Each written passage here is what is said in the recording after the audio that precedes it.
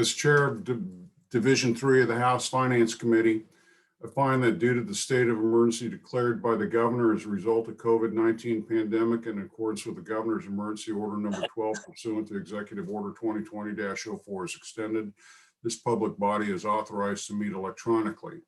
Please note that there is no physical location to observe and listen contemporaneously to this meeting, which was authorized pursuant to the governor's emergency order. However, in accordance with the emergency order, I'm confirming that we are providing public access to the meeting by telephone and with video. The committee is using Zoom video webinar for this meeting. All members of the committee and the staff of state agencies with agenda items have the ability to communicate contemporaneously during this meeting through this platform. The public has access to contemporaneously watch and or listen to the meeting on Zoom or phone following the directions and links provided in the House calendar, starting at House Calendar 8 through 16. And as previously stated, the public can have access telephonically. And those are instructions are in the House calendar, as I pointed out. If people are having trouble hearing what we're doing, then contact the LBA_fiscal, FISCAL, at leg.state.nh.us. And if we got feedback that the public is having trouble accessing this meeting, we'll adjourn and reschedule. Please note that all votes that are taken during this meeting shall be done by roll call. Representative Bean, if you get ready for that. Let's start the meeting by taking a roll call attendance. When each member states their presence, please also state whether there is anyone in the room with you during this meeting, which is required under the right to know law. And then I would transition to say that I think this is absolutely the last issue. There are no more issues after this. If we finish this issue, we are done. Is that right, Mr. Ripple? That's correct. Okay. Is there anyone else who may disagree with the observation that after we close out these SYSC amendments, we are done as a division, at least for the budget work? Okay. All right. So that serves as our last call. And with that, Representative Molnar, would you take the chair seat and take us on these 5 SYSC amendments that Mr. Ripple worked out with OLS last night? Need to call the roll. Oh, yes. The roll, yes. Representative Bean. Okay, Representative Wallner, I'm here in my home in Concord and I'm alone. Representative Neugren, I'm here in my dining room in Hanover alone. Representative Rogers, I'm Catherine Rogers. I am in Concord in my apartment with my dog. Representative Earth, Present, home alone in my home office. Representative Edwards, I'm in my home office in Auburn, family in the house with door closed. Representative Weiler, I think he's late. I'm Representative Bean. I'm home in Guilford. My wife is in another house. All set.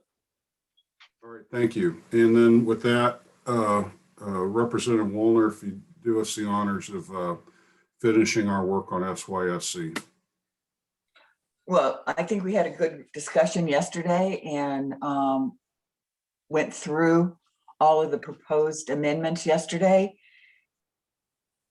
Kevin did some work for us last night, got it done really very quickly and sent us a summary sheet. Does everybody have the summary sheet? I think the summary sheet really, no? So this was from Kevin last night. He sent the summary sheet and all of the final amendments as we worked on them yesterday. So everybody got that? I don't have the summary sheet. Okay, so I see Representative Irf had it, Representative Edwards had it. Oh, okay, that's great. Thank you, Kevin. There it is. So there's the summary sheet that Kevin sent us last night. 926, the first one We adopted that one yesterday with no changes. So that one has already been adopted by the division. Representative Edwards, how do you want to go? Do you want to vote on each individual piece, or do you want to just do this at the end? I'll defer to you, sitting in the chair, to do it how you think makes the most sense. I would tend at this point to go item by item, just to make sure that we've seen it, and we can have one vote at the end if everything looks okay. Okay, so that's what we'll do. So we've already done the first one, 926. We already voted on it yesterday. The second one is the closure. There were no changes to the one that was offered yesterday. That one sets the date for the closure. The third one is the study commission. It's a new amendment because there were some errors in the original, and it changed it from the consumer advocate to the child advocate, which makes a lot more sense, I think.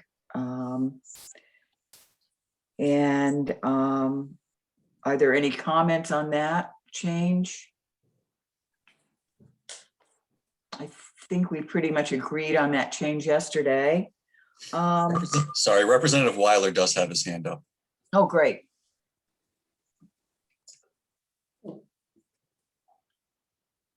Hi, Representative Weiler.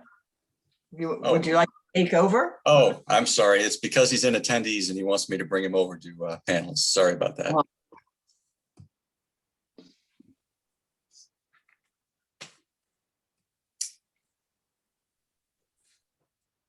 Okay, so sorry, you can go on. I think he just wanted to be brought over as a panelist.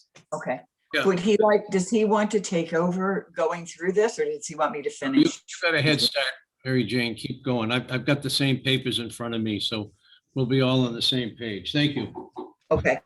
Need it. Number 4 and number 5 are amendments that we saw yesterday that we decided not to offer. So those are not being offered. Number 6 is the transitional cost. We did some amendment to that. We took out the word relocation. We removed that from the, but we left in employee training. We moved a $650,000 appropriation from what I think it was in the original 930. And we moved that to this particular amendment. It provides the department with $2,050,000 to do the work they're going to need to get ready for all the transitional cost of closing down Sununu and getting the children placed in the appropriate placements. Number 7, and I think we agreed with that one yesterday. Number 7 is job training. This is for the people who work at Sununu who hopefully will want to relocate to a job or to take another job in state service, since they've been with us for a long time and they're valuable employees. This would allow them to get some job training to move to a different job.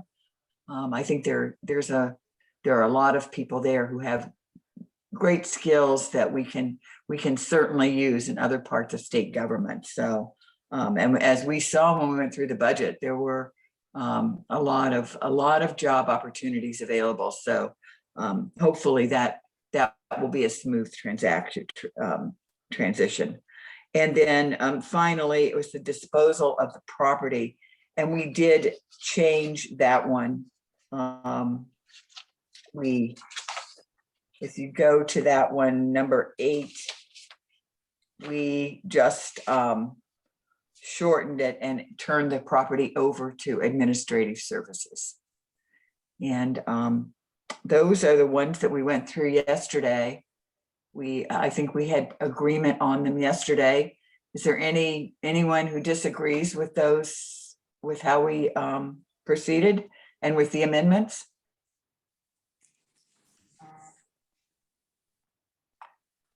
Seeing no, I don't see or hear any disagreement, so I would turn it back over to Chairman Edwards to take a final vote on them. Question, Sure, Sharon. no, we also got an email last night from Maura O'Neill. I would hope that we could pass this on to the Senate, so hopefully she can probably work with them to maybe modify or whatever with the thought she had. They obviously came in a little late for us, so I assume she'll be taking those to the Senate.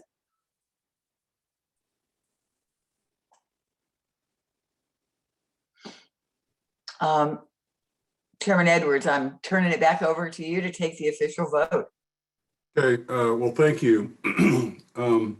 Does anyone want us to have popped open each of these attachments just to verify that the summary sheet is accurate? Or would that just be redundant at this point? Is there anyone that wants to pop open each one to look at it? That would be done just for completeness and assuredness. I'm not seeing anyone indicating that they would want to do that. So I would entertain a motion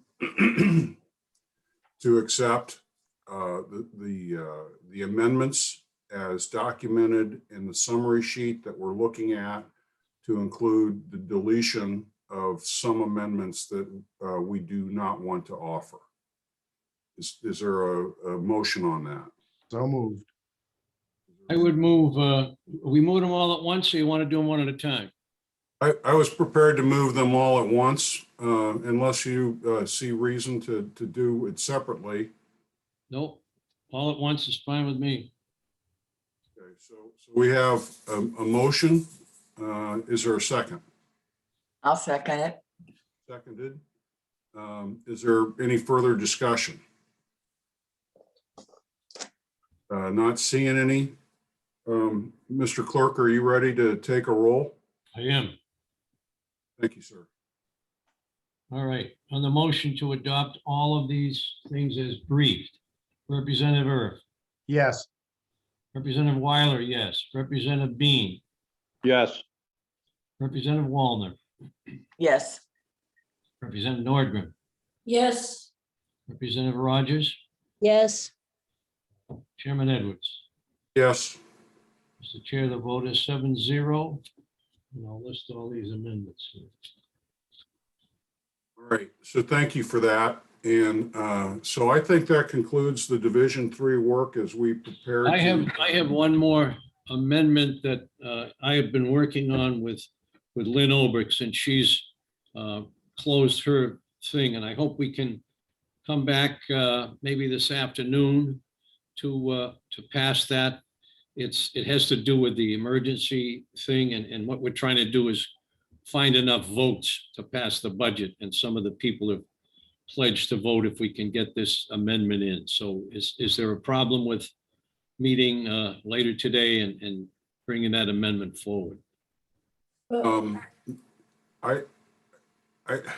Representative Nordgren? well, can you tell us what the amendment will be, please? I haven't seen all the details, but what it is the state of emergency. And it puts some of the language that we've heard about bringing the legislature into the state of emergency, limiting the number of days of an emergency, and limiting the number of days that I saw some of it briefly, but she's working on it and doesn't have it finalized yet. So we want to have the legislature involved in the state of emergency. Basically, that's what it does. When will we have it to look at? I'm Lynn is sorry. working on it right now and working with OLS. She came up with the idea last night. She had phone calls with several people who were going to vote against the budget. We need all the votes we can get. So she tried to find out what would bring them along. And she's got pledges from them if we do this amendment. And we're going to need every vote. So I'm hopeful we can bring this in. So to your basic question, Representative Weiler, Yes. I don't really have a problem with it. I would just hope that we could meet a couple of boundary conditions. Okay. One would be that we could see it in writing, at Yes. least, I don't know, 30 minutes to an hour before we get into discussing it and voting. So the earlier we can see it, the better. I think people need to think through the implications a little bit, and that doesn't really happen for me until I see something. I agree. So if we could do that, that would be great. And then the other one is I would just ask about protocol. Is it sufficiently germane to Division 3? Are there any rules that we can only take on germane HB2s? This is me asking a question because this is a little outside of what my experience has been in the last month.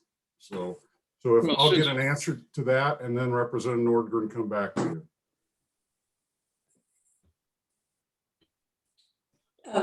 I guess, Representative Weiler? Yes, I see. I thought you called on Representative Nordberg. No, I was just telling her to stand by. I wanted to get an Oh. answer first. Yes, as soon as I have it in writing and in an acceptable form, I will see that it gets emailed to everybody on this division and give you time to look it over, and hopefully by, what time is it now? Hopefully by 1 o'clock, everything will be in place. Okay, and is there an issue with germaneness? Is it sufficiently germane? I don't understand because it's just outside of what I would consider DHHS and Veterans Home boundaries. I just want to make sure that that there's no issues with us voting it out. Well, emergency declaration is so widespread that I'm sure it applies to every division. Thank you, sir. Representative Nordgren, do you have a question? well, I'm just wondering if we're bringing in an amendment, so maybe Mary Jane and Kathy and I will bring in another amendment. I can think of something we would like to change in House Bill 2. So are we open to other amendments if we're going to be changing the rules now? So I think that's a good question, and it's a question of fairness. And if you have an alternative amendment related to the state of emergency, I think we would certainly consider that. And if you have a different amendment that's not related to the state of emergency, I think I would give you an opportunity to introduce one thing, please. That's as long, I just would hope it would be truly important to you and not dilatory in any way. And I don't think it would be, but I need to say it. Find it pretty amazing that we will be putting in an amendment to get votes, and that's been publicly stated that that's the only reason we're doing this, because all the other divisions have finished. I think it's outrageous, but whatever. If we let you put in an amendment, would you vote for this budget? I mean, here we are in public view doing horse trading when it's pretty obvious that you're trying to convince your caucus in any way possible, whether or not it's germane or not. The public is watching this, and I'm shocked. I'm shocked. It's sausage making. Just to respond to that, maybe we're going to win the Transparency of the Year award. So there's that possibility as well. Representative Wallner? I was wondering why wouldn't this have been an amendment that was brought into the full committee when we do the budget, so that all divisions the entire finance committee is involved in this, instead of just one division, which hasn't really talked about this issue in any of our deliberations. I mean, we've been here for, I don't know, it feels like a really long time, but I guess it's really about a month. And we haven't had this before us to think about and to really talk about. I just wondered why it wouldn't come to the full committee and have it available to all of us in more timely manner. But As chairman of the full committee, I'm bringing it forward to the only division that's left still meeting, that hasn't closed its agenda up. And some of the things that I found out at our caucus was that I didn't have enough votes. And so I've been negotiating with people to get enough votes to pass a budget. I don't want to waste the time of all of us to try to craft a budget together that we could agree on in most cases, on a lot of issues, and then have it defeated and have all our efforts be for naught. I've gone through this, seems like every time there's a budget. And so I wish these people would come forward to us. I've told them all this in various caucuses. If you want to be in part of the budget, come to us early, come to our meetings, put in your input early. yeah, They wait till the last minute, then they come with demands. And unfortunately, we've got to try to meet some of these demands so that we can pass a budget. That's my most important job as the chairman of this committee, is to get a budget passed. So I have to take some steps to do that. And Lynn Ober and I have been working with the different caucuses, as has Representative Bean. He's also been a key player in this, working with these caucuses. And we're finding out things that we are having to go back and say, okay, so just as we had things come to us like the Sununu Youth Center and said, you got to do this, you got to do that. We all agreed on that. We all brought that amendment in. We had some good cooperation. I'm delighted to see that. Now this one, I have to get cooperation among my own group.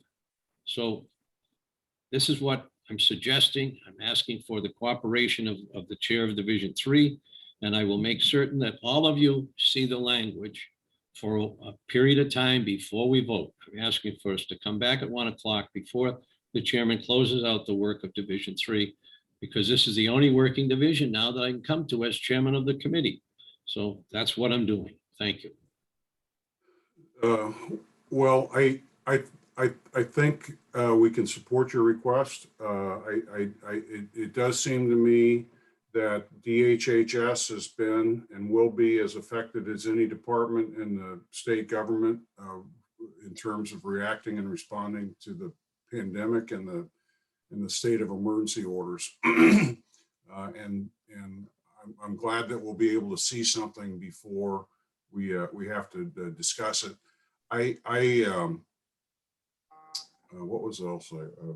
So I want to give you a foreshadow, because I've been talking to some of these folks too. And if Lynn is working on, if Representative Ober is working on what I think she's working on, it's basically something that puts into effect the effect of concurrent joint resolution terminating the state of emergency. I think it's probably very close to that. So We haven't seen it exactly yet, but it deals in the same area.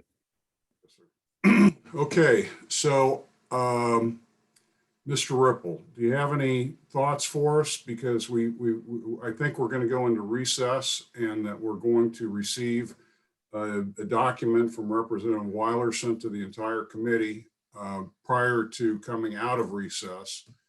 And he said he needs at least till 1 o'clock. That's when I'm thinking we would come back out of recess. Do you have any thoughts, any protocol issues, any? I just don't want to step on anything. I have no thoughts. I think if you want to go into recess and come back at 1 p.m., that's just fine. All right. So, Representative Nordgren, if you have an amendment, I would still have us discuss it. I think that would be fair. You know the essence of what we're doing. You know the essence of why we're trying to do it. You know, so there's that. All right.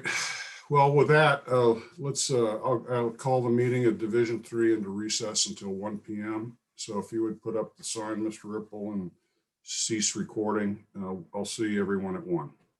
Thank you, Mr. Chairman.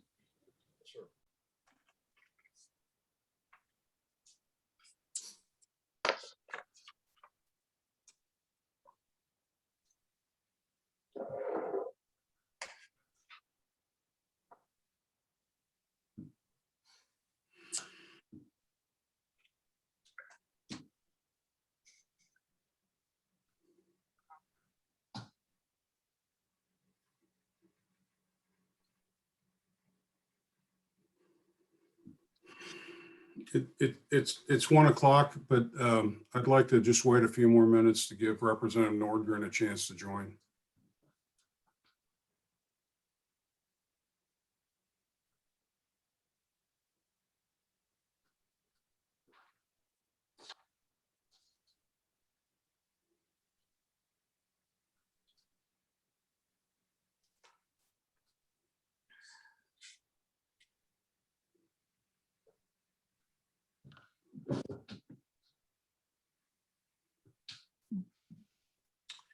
Okay. There she Yeah. is. Okay, if you could, oh, now we're recording. Thank you, Ms. Ripple. All right, so it's 1:01 and we're coming back out of our lunch recess. The committee has completed all work so far. We have one last HB2 to consider. Mr. Ripple, if you will bring it up, and then Representative Weiler is the sponsor. Do you want to speak to it? Yes, please.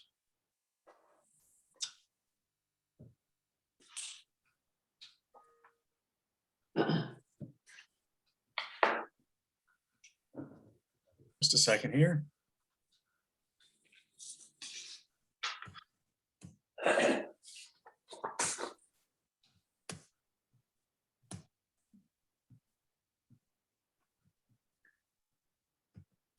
Little big, if you could, if we could see just lines 1 through the end. That does it. Is that too small for you, Representative Rogers? You've had a smaller screen than we have. You're on mute. I have a copy of the amendment myself, so I can read it there. Okay, very good. All right, Representative Weiler. Thank you, Mr. Chair. This is a way for many of the people in the legislature who are upset that we weren't involved at all in the declaration of emergency and wanted to have some say in it. And many people wanted to terminate it. What this does is going forward, gives us a hand in it. The emergency can only be for 21 days. And then if you want to continue it after that, you have to have a meeting of the legislature unless half of us are disabled or missing for whatever the emergency was. And then we can continue to give you another 21 days. So basically it's we're the policy-making body. Please get us involved if you're going to have a declaration of emergency and you're going to put rules in it. So we want to have a hand in it. And I think all of us that are elected to have a hand in and to do policy want to be involved in anything that is emergency related. So this calls for us to do that. Thank you. So if there are questions, I'll recognize people for questions. Is there an effective date on this, or would this be effective upon signature if it were to make it through the process? Well, lacking anything else, since we are amending HB2 with this, I guess it would be effective date would be when the HB2 is effective. So it would affect the current state of emergency if it were to be signed by the governor. It would immediately apply to the current state of emergency, or would the current state of emergency be exempt? My opinion is that if it doesn't have a different effective date, then it would be effective upon HB2 being signed.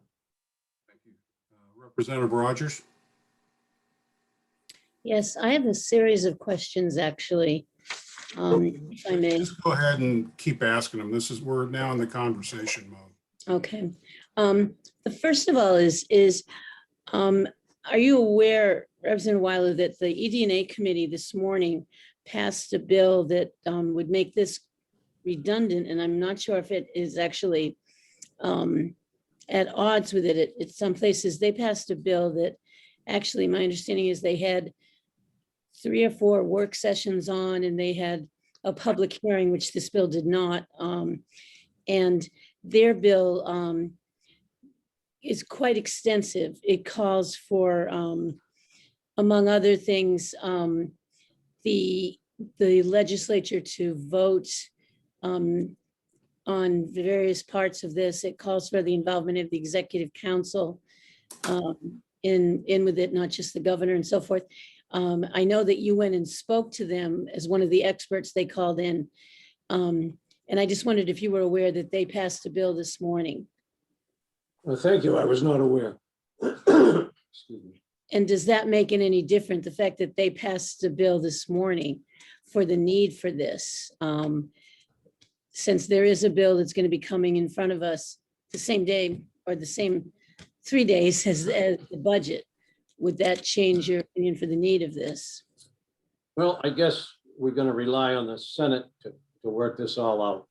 And they may take this out in lieu of keeping the other one, which is more detailed perhaps and has had more study. But for now, this is a request, and I acceded to it, and I said I would put it in, and I did. Thank you. Because I do know this morning you said that it was in order to have the budget passed that you needed this in. So I didn't know if the other bill would help with that request. So I'm going to ask the questions I have on the actual bulk of this bill or this amendment. First of all, I'm curious as far as what some terms mean. The terms incapacitated and missing are not defined here. And I'm curious as to what they mean, that they seem clear, but they could mean quite a number of things. Incapacitated, for instance, could mean the person is incapacitated in that they are incapacitated in that they have a fear of catching COVID or whatever virus so they don't want to leave their house, or does it mean that they're hospitalized because they have a disease? If this were a real serious emergency, atomic bomb, a hurricane that tore all our wires down or perhaps injured us, or floods and so on, if there was something horrible enough that we're not able to get a majority of the legislators to a meeting, then this would take the place if it's that bad. So it's kind of leaves it up. You know, not everybody would be incapacitated to the same extent, but if you had, if you were unable, in other words, the intent is, can you get a meeting of a majority of the legislature? And for whatever reason you can't, either they can't get there because the roads are broken or open and big gaps in the roads, or their cars don't work because of EMP explosion or something like that, then yeah, then there would be a problem with, it tries to foresee many other things, and these terms are probably hopefully taken broadly. Like you say, incapacitated could take many forms. Okay, and so I would assume the same thing with missing, is that we're Yes. leaving it to the clerk to define what those terms are. Well, in other words, we can't contact that person. We've tried 8 times. Could be that the phone doesn't work, could be that they're living in a tent, they can't get in the house. It could be a lot of things, but in other words, missing as far as trying to get a group together. So it's kind of very, very broad interpretations. We tried to get a meeting of the legislature, and 100 didn't answer the phone. 100 the town police reported they're missing, and so on like that. So. All right, the next question I have is regarding the clerk. I was a little alarmed that the clerk is the person that's given all the power in here to make these decisions. The clerk, while is elected by the legislature, has no accountability to the citizenry of the state. They're elected by the legislature. Why did you choose the clerk instead of the leaders of the 2 bodies, being the president of the Senate or the Speaker of the House, which are elected by, at least by their districts and then by their peers? I'm a little concerned that we're leaving the entire power to make this decision of who's missing, who's incapacitated, and so forth, to somebody that's only accountable to the legislature, not accountable to a larger group in the citizenry.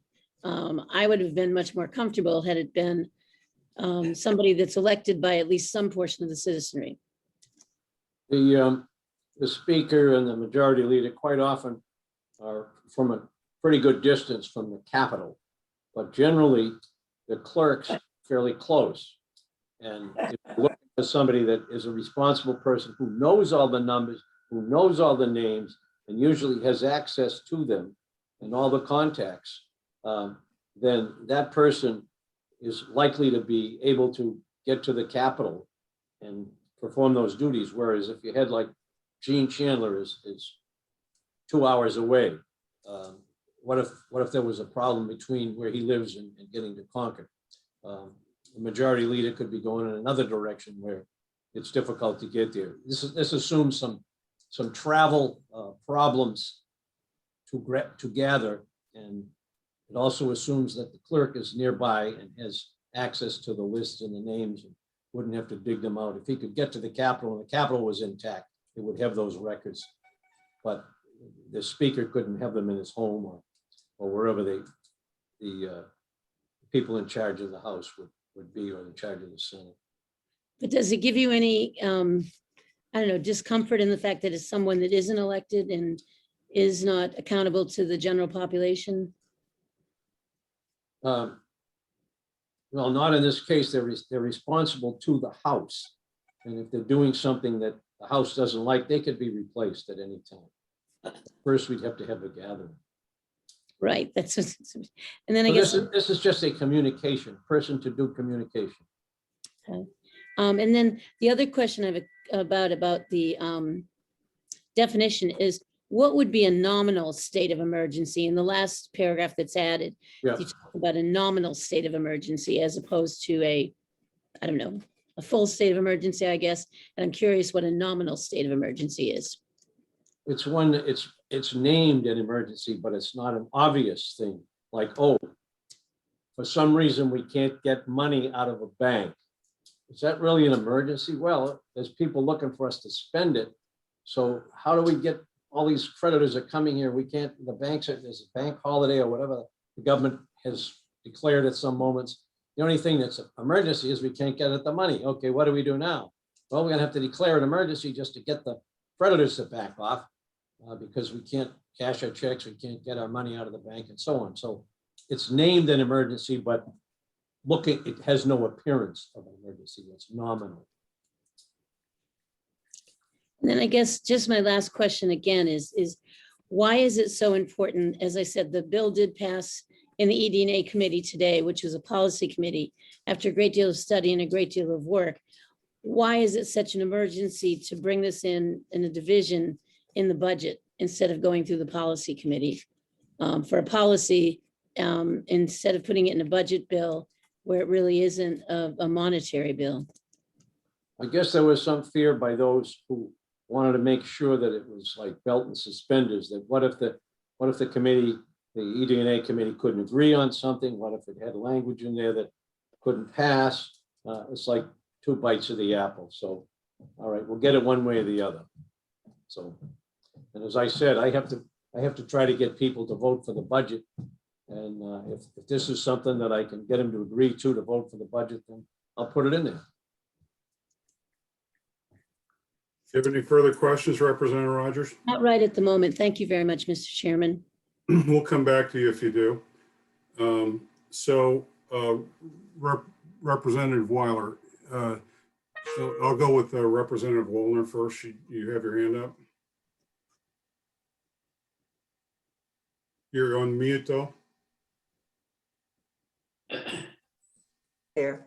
I just wondered if Representative Weiler could sort of walk through for me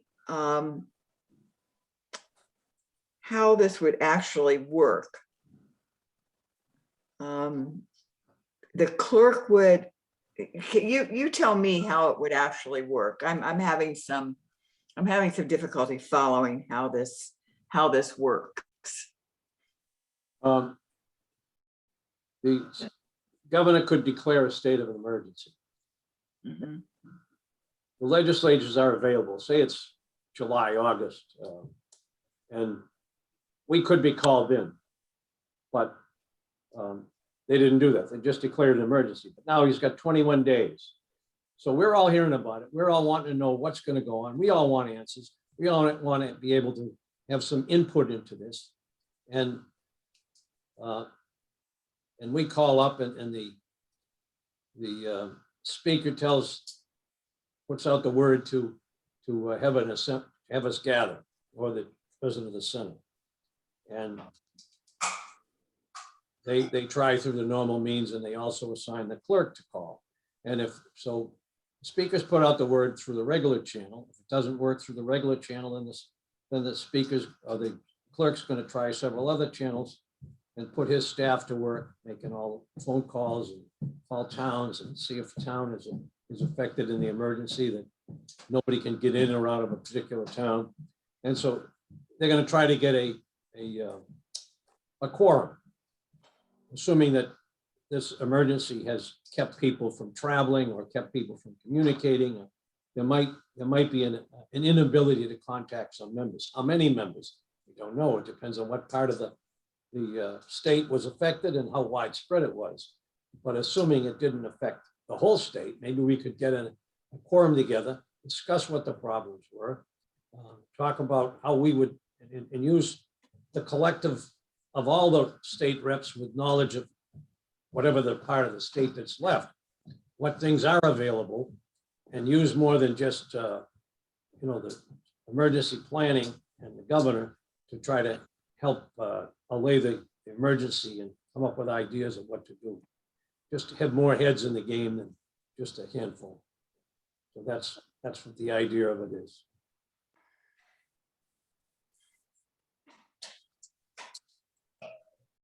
Representative you. Nordgren, did you have a question? Go ahead, Representative Nordgren.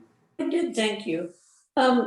So what we're really saying in lines 5 through 12 is that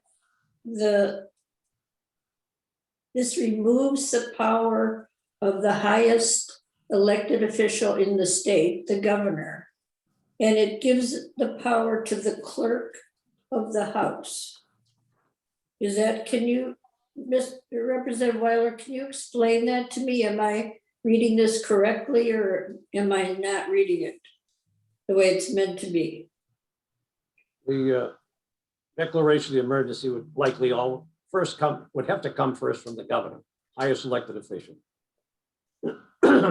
Then, in consultation with those other elected officials, we would gather as appropriate.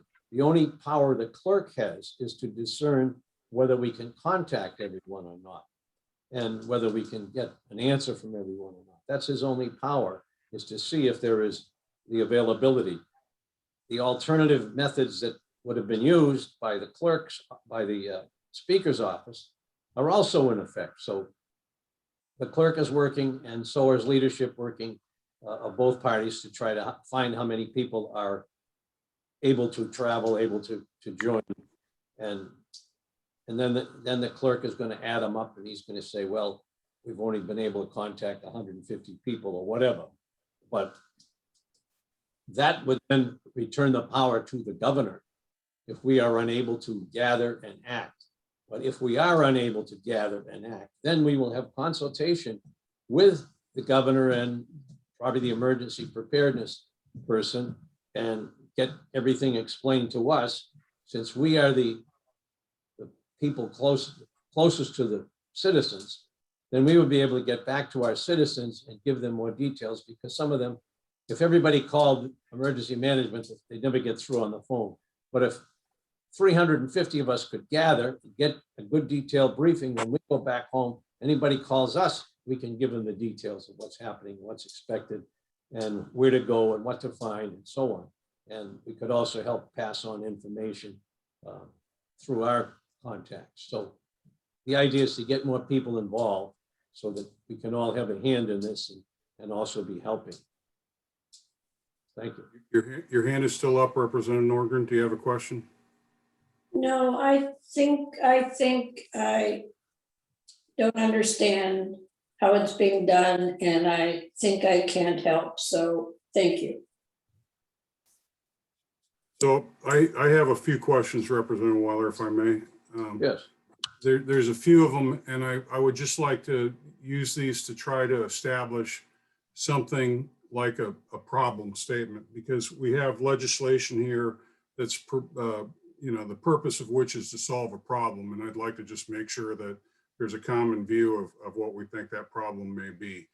So isn't it true that in the New Hampshire Constitution, the governor's powers were intended to be less significant than the legislatures, which is in part why we have an executive council also as a kind of a regulating body over the governor?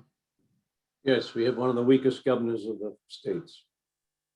And so isn't it true that the current RSAs around state of emergency were formed in pretty much in the immediate aftermath of 9/11?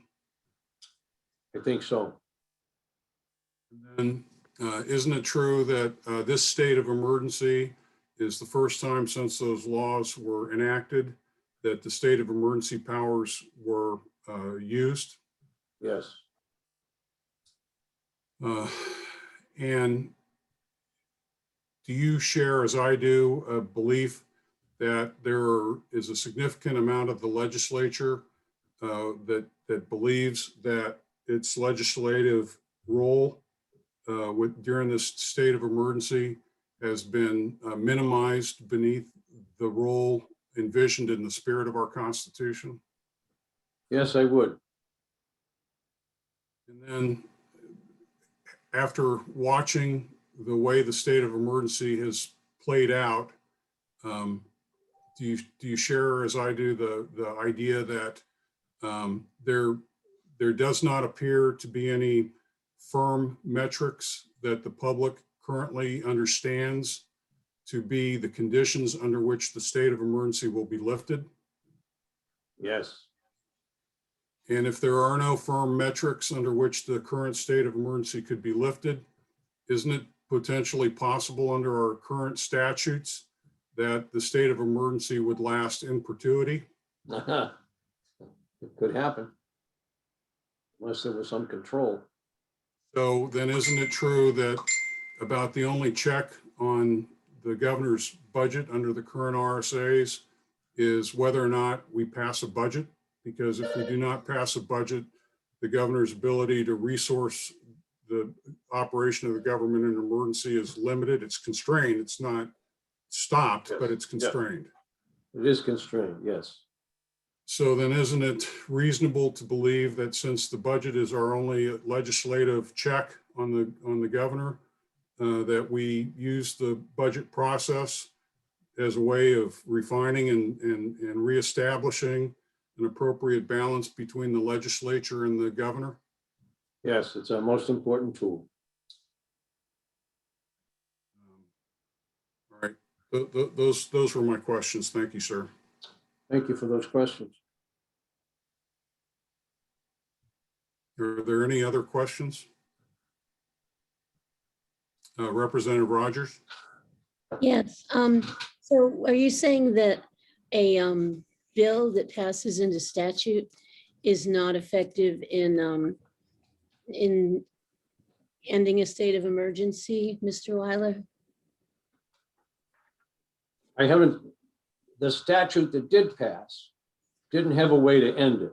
This one is doing that, and I believe the one that's before Ways and Means is a way to have our involvement, the legislature's involvement in ending a state of emergency. But I think under current laws, I don't think there is. So may I clarify that answer for you, sir? Yes, I do believe under current RSA, there is a way for the legislature to halt a state of emergency, and that is dependent upon a joint concurrent resolution of the House and the Senate. And that gets to be problematic when the House and the Senate are not in session, because with OLS shutdown, there is no administrative method by which a legislature can initiate a joint current resolution, particularly when the House rules do not permit a legislator to directly introduce a bill to the House without passing through the OLS registration process. I think that's maybe a more complete answer, sir. yes, I agree. Representative Rogers? Yes, so I guess what I'm asking is the House bill that passed ED&A today, as I spoke to earlier, you don't believe, and I guess I would open this to both Mr. Chairmans. Neither of you believe that that bill would enable the legislature to do the same thing that this amendment does? Well, as I said, it's belt and suspenders. Either one or the other will pass. And if the one that passes the House then goes on to the Senate, and the Senate has both of these, then they will find one of them redundant, likely, and perhaps not keep them both. But, Okay, but you did, but you did say a moment ago that you thought the budget was the only way to do that, and I'm just clearing it up that you do think that we can do it through statute as well if this other one. No, our budget is the main way of controlling the other parts of government as the legislature, because we can stop their funding. But that's quite a slow process. You could stop their funding right now and they could spend whatever they had already. So, but yes, the budget is a prime means of control, and it would appropriate to put this in the budget. But if we can put it in statutes for the other one, then I'm sure that the Senate will make some adjustment and probably not keep both of these. But until that happens, I feel like belt and suspenders is a good way to go. But if it might, you also said this morning that right now you didn't have the votes to pass it. So if a budget doesn't pass and the other bill does, that in fact might be the most effective way to in fact end the state of emergency. I agree. Thank you. So Representative Weiler, is it unusual for the House to send two or more similar bills to the Senate for the Senate to then accept and determine prioritization and how they'll manage them and merge or ITL either or both? Is this unusual to have multiple similar bills? It's not all that common, but it's not totally unusual, because sometimes there's two different committees that have similar bills, and maybe the different mechanism for some reason or other put it in one committee and not in the other, and they might still pass and might still have very similar control systems, but and then they would both go to the Senate, and the Senate might have their own version, or they might combine them both and take parts of one and parts of another. I've seen that happen, but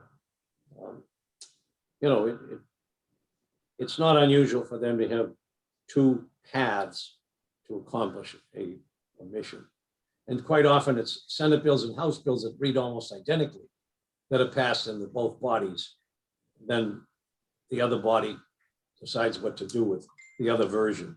So we've had that happen. I noticed one hand up from attendees. Two questions. One for the committee. Are there any more questions? I'm not seeing any right now. Representative Weiler, would you entertain a question from an attendee? It's a person named Jay Rogers. I don't know who Jay Rogers is. Yeah, I will answer a question to the best of my ability. Okay, so Jay Rogers, if you would, please ask a question. To the extent that you're asking a question, that's good process. To the extent you want to go beyond asking a question, I think we're a little bit short of time. So if you want to do more than ask a question, I'd ask you to limit it to 3 minutes. Hi, Representative Edwards. This is Josh Rogers. I'm a reporter. I pushed my hand up in error, but I thank you for your courtesy. I'm going to mute myself again. Thank you, Josh. Are there any other questions from, or are there questions from the attendees? I think we can entertain a limited number. Okay. So I'm not seeing any. I would, at this point, if there's no further discussion, I think I would entertain a motion to accept the amendment as presented with the 4 digits 1003H. Is there a motion? So moved. Second. Moved and seconded. Is there any further discussion?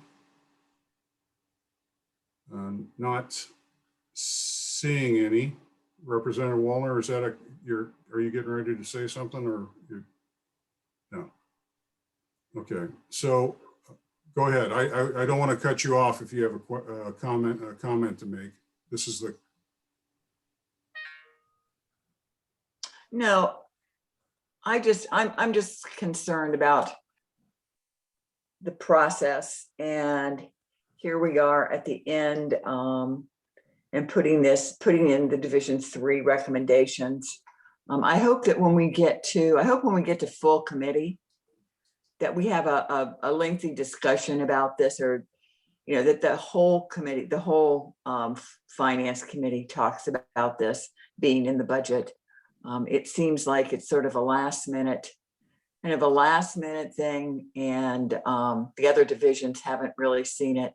So I hope that Chairman Weiler will have full discussion about it when we get to full committee. Thank you, I will. I see two more hands up. Representative Rogers and then Representative Nordgren. Yeah, I just have a concern. I do know that there are bills that go over that are similar to the Senate. It's not unusual.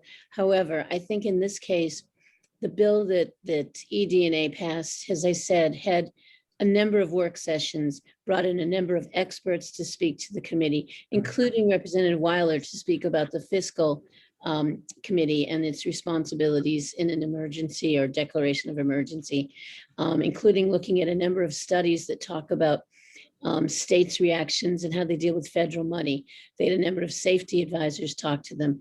They combined information and conversation from 4 different bills that had different ways of dealing with this. And Representative McGuire and her committee spent a great deal of time trying to figure out how to deal with this in a bipartisan way, because you're right, a lot of people on both sides of the aisle had a concern about the legislature being locked out of this process over the last year and a half. They put a great deal of work in it. Now we see something that's been put together in a very short period of time with a number of terms very loosely defined, giving a great deal of power to people that are not elected. She could be busy, like that's just the way it goes. And then we're just thrown into this at the last minute and told that it's because we need to get votes for the budget. I know we need to get votes for the budget. There's various ways to do it, but I think that we're playing with something very loose and free without a great deal of thought to it, which is not the way that this committee traditionally has worked. This committee is traditionally not delved into a lot of policy. And then when we do delve into policy, it's to, quote, clean things up. It's to do things with a great deal of thought. And I think that this is not the way we do things. So I don't understand why we're doing this at the last minute, why we're doing it with no thought, and why we're putting out a product that's not the best product available. So I'm concerned about it. I've had some thoughts ever since I testified before ED&A. I had 6 years in my Air Force Reserve career that I was attached to the Federal Emergency Management Agency. Went through several classes and several exercises in those years. And I can tell you one thing that you learn in emergency management: you never know what's coming. And it's always different every time. And you can never plan for everything that's going to happen. You can plan for the ones that have happened in the past, and you can see your results of what you did, but the next time it's always different. So you stay loose and you stay flexible, and you have a lot of ideas and a lot of things in mind. And so that's the best we can do. And this is just an element of it in my mind. Thank you. So Representative Nordgren, do you have a question, comment? Just a comment. Thank you, Mr. Chair. I would just stress my disappointment in this process.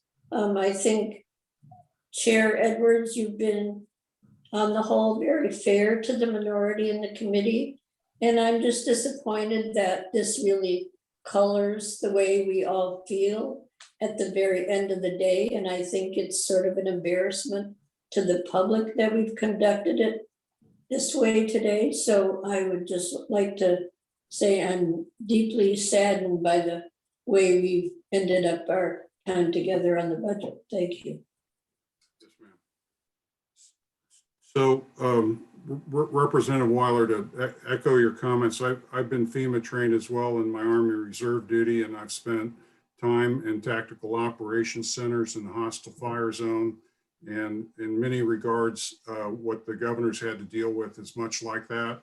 It's dealing with the unexpected, and it's mobilizing resources and people the best that you can to deal with each crisis. So flexibility is key in all of that. I agree with all of that. So I don't have much else to ask you about this other than to highlight the idea that this is a first step in a process. Neither the eDNA bill nor the HB2 will become law until the governor signs it. And so that is dependent upon the Senate's action or inaction. And so Representative Weiler, I would just ask you this. If this were truly important to the legislature and it was of chief importance, wouldn't it actually be better to put it into a budget than it would be into a statute? Because it would be harder for the governor to veto the budget if it came to that. Yes. So are there any other questions or comments? All right, not seeing any. This was the further communication after the motion was moved and seconded. And so I think we're ready to take a roll, Mr. Clerk. Representative Earth, Yes. Representative Weiler votes yes. Representative Bean, Yes. Representative Walden, No. Representative Nordgren, No, Representative Rogers, No, Representative Edwards. Yes. Mr. Chairman, the vote is 4-3. Thank you. All right, so I believe that completes all of our budget work to date, and that Division 3 has completed its budget work. We have work planned for April 12th. It's not in House Calendar 16. I believe it's going to be in 17, calling us together to discuss something. The forensic mental hospital. So everybody's been encouraged to invite, folks that you think would be good participants in that.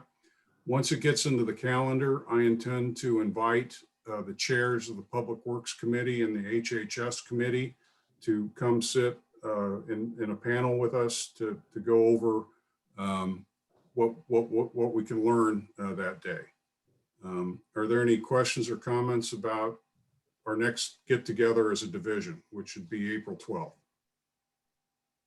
Full committee I believe it got in the schedule for the 30th, a Tuesday, and we'll be doing all the amendments from all the committees, and we'll be doing each division. We'll brief the rest of the full committee, and then we'll get our briefings together for the 5th. Because after that, with the 30th, we'll have most of a week to try to prepare for each division to brief the House on the 5th. And we'll be some of us will be in the chamber, and most of the other people will be on electronic communications. And then so we'll have done that 2 days before we meet on the 7th. And it's liable to be early on the 7th that we vote for the budget. So everybody should have those dates down. I believe they'll be in the calendar. Thank you all. I'm sorry. And I think we've got a lot done in this division, and we did, I hope, bring a lot more efficiency to HHS, so they won't have to keep struggling to find people that don't seem to be there. Thank you.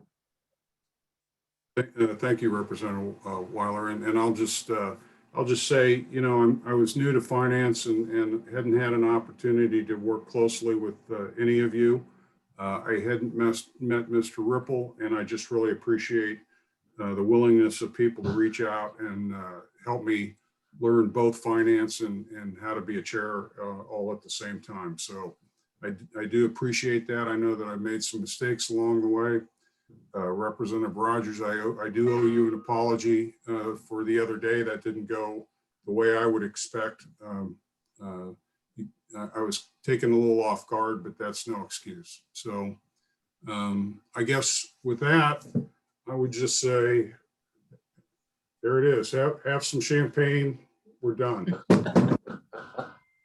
Thank you. If we stand adjourned. Bye-bye. Thank you. Thank you all.